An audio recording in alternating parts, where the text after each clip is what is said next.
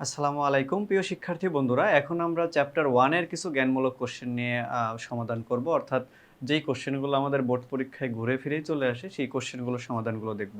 তো তোমরা একটু মনোযোগ সহকারে দেখো যে এই কোশ্চেনগুলোর সমাধানগুলো কি দেয়া আছে। প্রথম যে কোশ্চেনটা ভাইয়া, প্রথম কোশ্চেনটাই যদি আমরা একটু দেখি যে দেখো এখানে বলছে লার্নিং কাকে বলে? লার্নিং মানে শেখা আর মানে হচ্ছে ইলেকট্রনিক্স।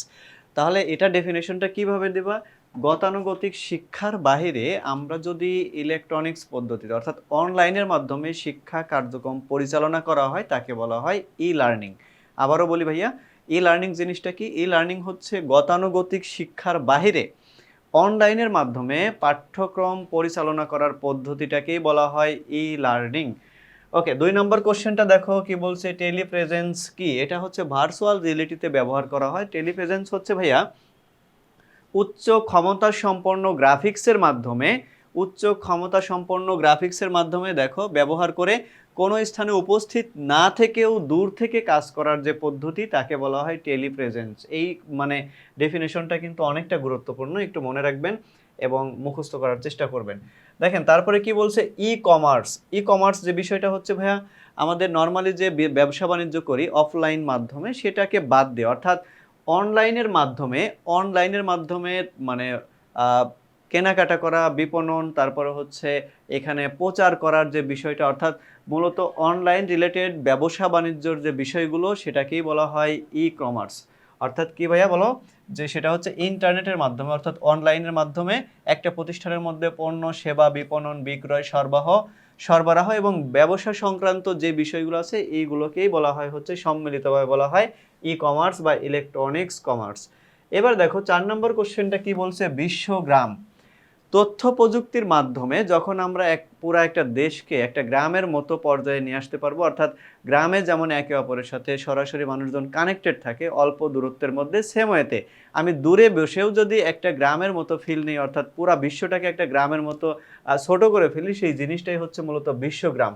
দেখো বিশ্বগ্রাম বা গ্লোবাল ভিলেজ হলো এমন একটি পরিবেশ বা সমাজ যেখানে তথ্য প্রযুক্তির মাধ্যমে যুক্ত হয়ে পৃথিবীর বিভিন্ন অঞ্চলের মানুষ পরস্পরের সাথে যোগাযোগ রক্ষা করতে পারে, তাকে বলা হয় বিশ্বগ্রাম। 5 নম্বর কোশ্চেনটা হচ্ছে স্মার্ট হোম কি? স্মার্ট হোম এই কোশ্চেনটাও খুবই গুরুত্বপূর্ণ, মাঝে মাঝে দেখবেন যে আপনাদের কলেজের পরীক্ষাগুলোতে চলে আসছে। তো স্মার্ট হোম হচ্ছে এমন একটা বাসস্থান যেখানে ইন্টারনেটের মাধ্যমে যন্ত্রপাতি স্বয়ংক্রিয়ভাবে দূর থেকে নিয়ন্ত্রণ করা যায়। স্মার্ট হোম হচ্ছে এমন একটা বাসস্থান বা বাসা যেখানে ইন্টারনেটের মাধ্যমে যন্ত্রপাতিগুলোকে অটোমেটিক্যালি দূর থেকে নিয়ন্ত্রণ করা যায়।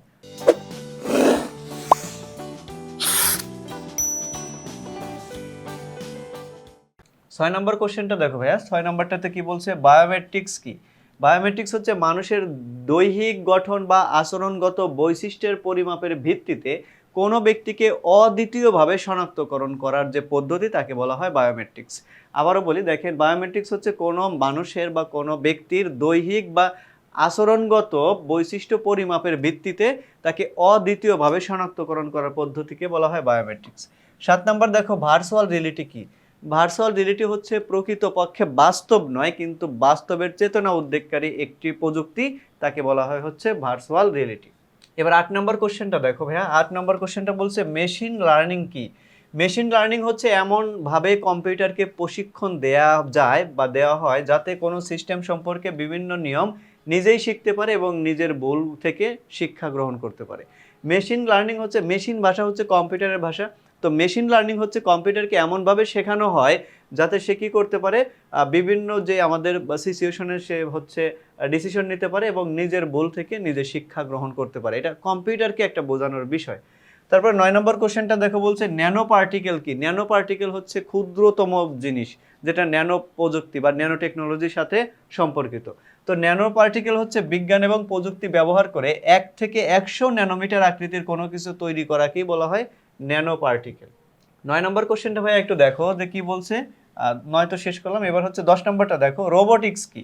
রোবোটিক্স হচ্ছে বিজ্ঞানের যে শাখায় রোবট তৈরি, এর কার্যক্রম এবং রক্ষণাবেক্ষণ নিয়ে আলোচনা করা হয় তাকে বলা হয় রোবোটিক্স। তো এই হচ্ছে 10 নম্বর কোশ্চেন শেষ। আমরা এখন পরবর্তী কোশ্চেনগুলো দেখি। দেখো তারপরে বলছে 11 নম্বর কোশ্চেনটা কি সেটা আমরা একটু খেয়াল করে দেখি ভাইয়া। 11 নম্বর বলছে সফটওয়্যার পাইরেসি কি? পাইরেসি সফটওয়্যার পাইরেসি হচ্ছে লাইসেন্সবিহীনভাবে বা স্বত্বাধিকারীর অনুমোদন ব্যতীত, মানে যেই সফটওয়্যারটা তৈরি করছে তার অনুমোদন ব্যতীত সফটওয়্যারটাকে কপি করা এবং নিজের নামে কিংবা অন্য কোনো পরিবর্ধন করাটাকেই বলা হয় সফটওয়্যার পাইরেসি। তাহলে বিষয়টাকে আবারও বলি ভাইয়া, সফটওয়্যার পাইরেসি হচ্ছে লাইসেন্সবিহীনভাবে বা স্বত্বাধিকারীর অনুমোদন, মানে যে সফটওয়্যারটা তৈরি করছে তার অনুমোদন ব্যতীত ওই সফটওয়্যারটাকে কপি করা, নিজের নামে চালানো এবং পরিবর্তন করার যে বিষয়টা তাকে বলা হয় সফটওয়্যার পাইরেসি। 12 নম্বর দেখো কি বলছে, ন্যানো টেকনোলজি কি? বিজ্ঞানের যেই শাখা বা যেই প্রযুক্তির মাধ্যমে 1 থেকে 100 ন্যানোমিটার আকৃতির কোনো বস্তু তৈরি করা হয় তাকে বলা হয় ন্যানো টেকনোলজি। 13 নম্বর কোশ্চেনটা দেখো কি বলছে, মহাকাশ অভিযান কি? মহাকাশে গ্রহ, নক্ষত্র এবং অন্যান্য যে বিষয়গুলো সেগুলো সম্পর্কে তথ্য সংগ্রহ এবং গবেষণার উদ্দেশ্যে পরিচালিত কার্যক্রমকে বলা হয় মহাকাশ গবেষণা। অর্থাৎ মহাকাশের বিষয়গুলোকে জানার জন্য যে কার্যক্রম পরিচালনা করা হয় তাকে বলা হয় মহাকাশ গবেষণা। তারপর দেখো 14 নম্বর কোশ্চেনটা কি বলছে ভাইয়া, এখানে বলছে বায়ো ইনফরমেটিক্স কি? জীববিজ্ঞানের সমস্যাগুলো যখন কোনো কম্পিউটেশনাল, অর্থাৎ জীববিজ্ঞানের সমস্যাগুলো যখন আমরা কম্পিউটারের মাধ্যমে সমাধান করে থাকি সেটাকে বলা হয় বায়ো ইনফরমেটিক্স। জীববিজ্ঞানের সমস্যাগুলোকে যখন কম্পিউটার সফটওয়্যার অথবা হার্ডওয়্যারের মাধ্যমে সমস্যার সমাধান করে থাকি তাকে বলা হয় হচ্ছে মানে বায়ো ইনফরমেটিক্স। তারপর দেখো 15 নম্বর কোশ্চেনটা বলছে নিউরাল নেট কি? এই কোশ্চেনটাও খুবই গুরুত্বপূর্ণ। নিউরাল নেট কি? নিউরাল নেট হচ্ছে কৃত্রিম বুদ্ধিমত্তার একটা অংশ, যা কি করে, যা মানুষের মস্তিষ্কের নিউরনের অবয়ব দিয়ে বা আদলে তৈরি করা সংযুক্ত নোটসমূহের মাধ্যমে তথ্য প্রক্রিয়াকরণ এবং সিদ্ধান্ত গ্রহণ করতে পারে।